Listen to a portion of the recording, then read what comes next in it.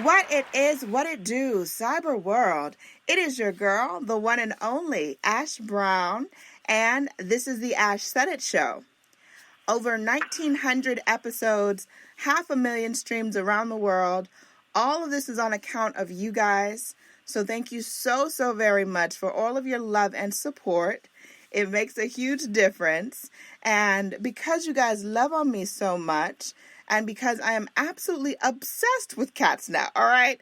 I have got the founder, the CEO of Asiatica Cattery, the wonderful Michael Lehmann. Hey, Michael. Hi. How are you? I'm doing great. How are you today? I am terrific. Thank you very much. Awesome. So, Michael, I've been doing research for a minute, and I don't have a cat as of right now, but I'm working on it. It's in the works. And as I was researching a lot of the different cat breeds, I saw the Singapura. And I was so drawn to them because they were so cute and they're so small. And they just had these expressions that were just absolutely would grab your heart. And your cattery was one of the first ones that pulled up when I was doing my research. So that's why I reached out to you.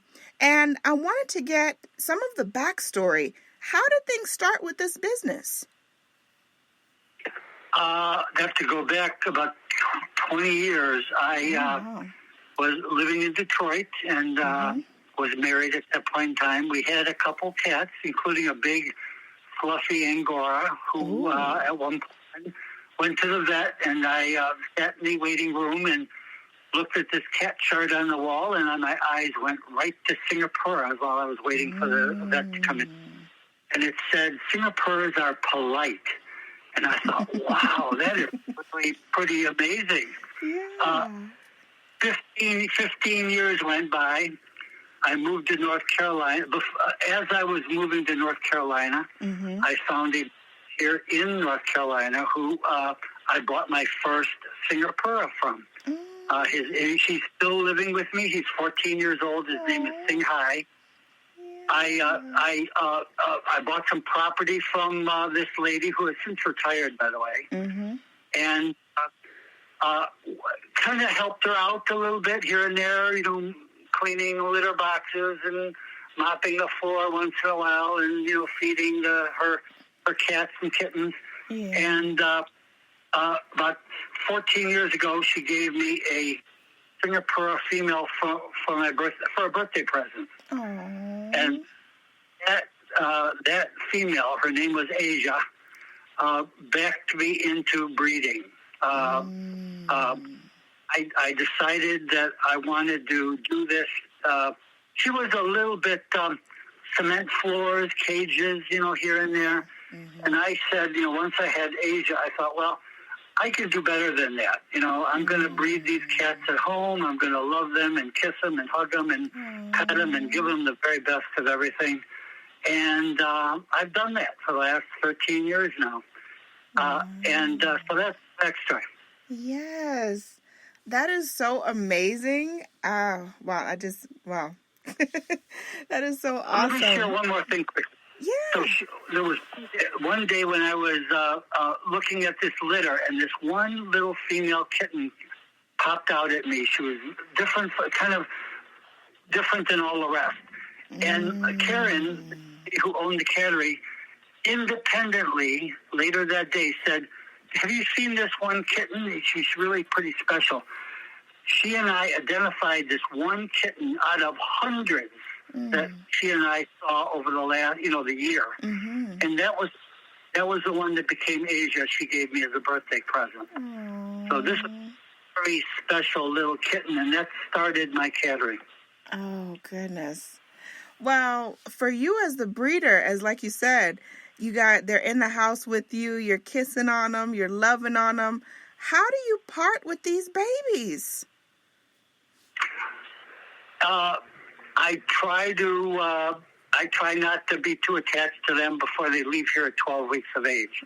Sometimes they want me to keep them for another month, sometimes 16 weeks. And the older they get, the more attached I become, no question. I could see that. They're cutie pie. They are. And would you say that they're one of the most intelligent breeds? They are more dog-like than cat-like. They're amazing, have amazing personalities. They're almost like puppy dogs. Yeah. So, and they want to see what you're up to. They want to follow you around. They want to be with you at all times. They look up at you like you're their hero almost. They're also very smart, very athletic, but they're tiny. My girls weigh between 4.5 and 6.5 pounds. Even my two males weigh only 6.5 pounds. So they're tiny cats. They're one of the, if not the smallest cat breed. Oh wow, yeah, definitely. So with them being so small, how often do they eat? What do you feed them? Well, they get the best of everything. Really, they get an adult dry food mix. They get a kitten dry food mix. Get called wet food. Usually fancy feast. Yeah. That's available all the time. Yeah. And so they're the little kings and queens around here. I love that. Now, with your experience as a breeder, what are some of the mistakes that you're seeing first-time Singapura cats owners having? What issues are those new owners having? Well, not many, but a couple that come to mind. And the most egregious one that happens very rarely is once a kitten is delivered. And I have a courier, by the way, that flies kittens all over the country. Oh, really? Once a owner receives a kitten, that kitten should be not subject to any stress for a couple weeks, and let it get used to their new environment. Occasionally, I'll hear of a customer taking that kitten immediately on a joyride in the car or to the vet or something. That's a big mistake. The kitten needs to be comforted for a couple weeks to be acclimated to the new environment for a few weeks before they try to introduce them to other cats or dogs or other animals or traveling or things like that. The other thing, of course, is safety. They're very curious. And, sometimes, a kitten will want to jump into the toilet or something or, who knows what, or get involved in chemicals that are maybe under the sink or something. So cat-proofing the house is a good idea, too. Cat-proofing. And what are some of the suggestions that you would have for someone to cat-proof their house? Well, again, make sure the doors to any chemical, the lid to the toilet is closed. The doors to under the sink where the chemicals are, cleaners and things should be secured until they can't open those doors. Little cracks and crevices, sometimes these kittens, when they are delivered at 12 weeks old, they're only 2.5 pounds, believe it or not. Oh, wow. Yeah. 12 weeks of age, these kittens are only 2.5 pounds. So they can get anywhere. Yeah. And so, you got to be careful, watch what they're doing. You got to watch what they're doing because they'll disappear. And it takes a while to find where they are. Yeah. So I want to know, what are your thoughts as far as, I've seen a lot of things online talking about, making sure that there's water available for them, making sure that it's running water like a fountain or still water in a bowl. Which ones do your cats prefer? I have a total of 12 cats, eight females, 2 males. I've got a few cats too. They get. I have a total of 15 water bowls for 12 cats. They get fresh water twice a day. The dry food my dry food mix. My mix has 7 different ingredients in it. My kitten mix, dry food mix, has 5 different ingredients in it. They get a whole in a year. Ash, I go through well over 3,000, maybe 3,500 cans of wet food a year. Wow. Fancy feast. 3,500 cans of food. So these cats are pampered. When I say they're pampered, I mean pampered. They're doing pretty good over there. Okay. I can see that. I can definitely see that. Plus they get a vitamin supplement. They get a amino acid supplement. They get a probiotic supplement. A veterinary care, of course, including my kitten and my dog. Everyone gets the best of vet care. So, and litter boxes. I have probably that many, 15 at least litter boxes in the house. They're all at home. Yeah. My two males live in an adjacent apartment because they spray. The males will spray, and so they're isolated from the other girls. Gotcha. Good to know. Now, last but certainly not least, Michael, what advice would you have for anybody that's out there today that's looking at the Singapura and they're like, oh my gosh, I want that cat? What would you advise them about this breed today? The most important single thing is patience. There are only a handful of breeders in the country. People tell me that the few breeders that are available are sometimes hard to reach. It'd be a little easier to reach than most, but unfortunately the demand is much greater than the supply. I am trying to ramp up a little bit now, but I have, believe it or not, Ash, I've got 80 people waiting for kittens with deposits right now. I have a 4-year waiting list, and there's not a heck of a lot I can do about that in the short term.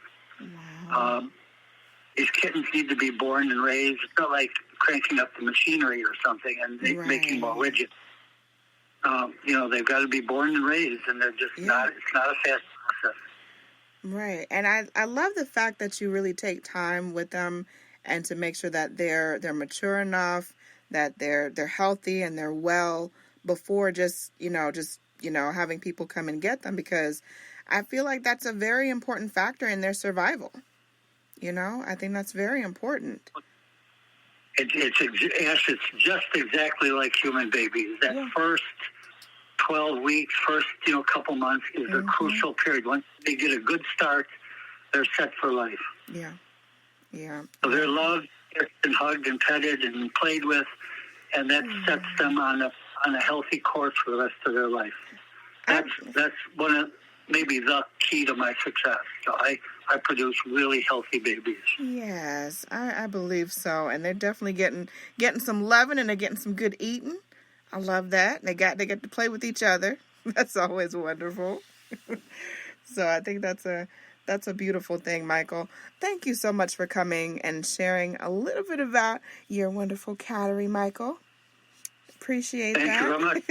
And Michael, let everyone know if they have questions, if they want to find out more about your cattery, where do they need to go? I have the simplest one is Mike at AsiaticaCattery.com. Okay. Sounds like Asiatica, ASIATICA. Okay. Sounds like the plan. Michael, much success to you and your cute little furry friends over there and all the babies that are to come. Much more success for you guys. And I appreciate each and every one of you guys. Thank you so much for your love and support. Keeping in mind, anyone to tell you that you can't do what you want to do, you look them square in the face and tell them, don't believe me. Just watch. Watch what I do. Watch me make it happen. Watch me make history. That's what we're doing this for. They're history books. Social media is nice, but real life is so much better. Until next time, you guys.